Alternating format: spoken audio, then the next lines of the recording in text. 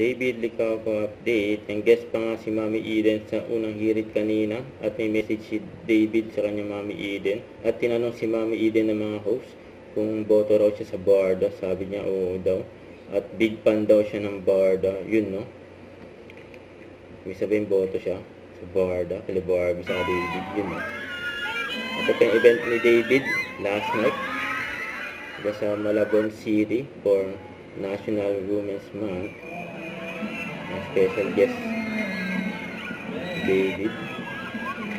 Masaya mga tao dyan ang kinantahan ni David, mga taga Malabon. Huwag ng mga tao ang lapitan ni David. Tapos siya ni Isabel.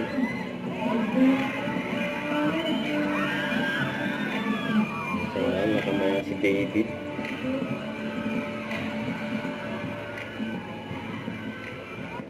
Saka ito pa, may sinapesa pa ni David si Miss Jessica Soho. Nabangan niya sa KMJS.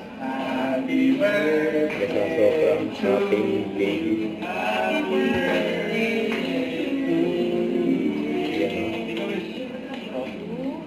Happy birthday kay Miss Jessica Soho. Yay! Ito yung bagong pag-blow ng candle para hindi sumunta yung laway natin. Tama naman. Thank you, David. And I wish you better days ahead for your career in showbiz and in business. You also, and let them support you. Thank you. Happy birthday. Just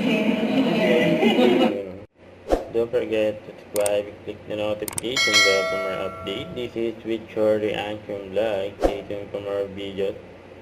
See ya.